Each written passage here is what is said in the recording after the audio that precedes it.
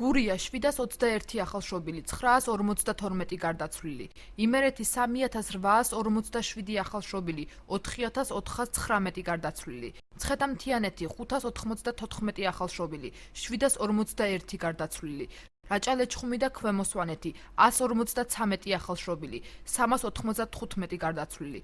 ამ და კიდევ 8 რეგიონში მოსახლეობის დაბადების, გარდაცვალების, ქორწინებისა და განქორწინების მონაცემებს საქართველოს სტატისტიკის ეროვნული სამსახური აქვეყნებს. ზოგიერთ რეგიონში გარდაცვლილთა რაოდენობა ახალშობილების მაჩვენებელს 231 ერთეულით აღემატება. სოციოლოგი ნუგზარ ჩხეიძე მონაცემებს დემოგრაფიულ კატასტროფად აფასებს. მონაცემები არის ძალიან ცუდი. საქმე იმაშია, რომ 92 წლიდან საქართველოში ადგილი აქვს დემოგრაფიულ კატასტროფას, ანუ მცირდება ქართული მოსახლეობის წილი. ამის მიზეზი არის სახელმწიფოს მიერ 92 წლიდან გატარებული სოციალურ-ეკონომიკური პოლიტიკა. სოციოლოგები მდგომარეობის გამოსწორების გზებზე საუბრობენ და ყურადღებას მესამე შვილის სკოლის, სოციალური და ეკონომიკური ფონის გაუმჯობესების, მრავალშვილიანი ოჯახებისთვის მატერიალური დახმარების აუცილებლობაზე ამახვილებენ. მესამე ბავშვის გაჩენა იძლევა შესაძლებლობას გაფართოებული კვლავწარმოების. ანუ ისეთი სიტუაციის შექმნის, როდესაც შობადობა მეტი იქნება სიკვდილიანობას. კატეგორიულად უნდა აიგზალოს სამსახურებიდან იმ ქალბატონების დათხოვნა, რომლებსაც სახში შვილები ყავს. 17368 ქორწინება და 3593 განქორწინება. ასეთია გასული წლის 6 თვის მონაცემები. ფსიქოლოგი ქეთი ბერიძე ოჯახების ნგრევის ერთ-ერთ მნიშვნელოვან ფაქტორად სტრესულ გარემოსა და ადრეულ ასაკში ქორწინებას მიიჩნევს.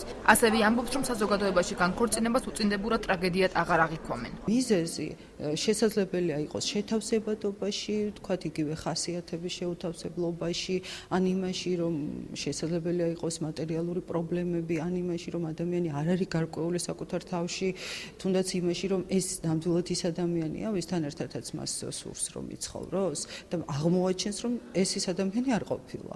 აჭარაში ოჯახების დასახმარებლად რამდენიმე მუნიციპალური და სახელმწიფო პროგრამა მოქმედებს. მრავალშვილიან ოჯახებზე გაიცემა ერთჯერადი ფულადი დახმარება, 500-დან 900 ლარამდე ფინანსდება მშობიარობა და ორსულთა გამოკვლევები.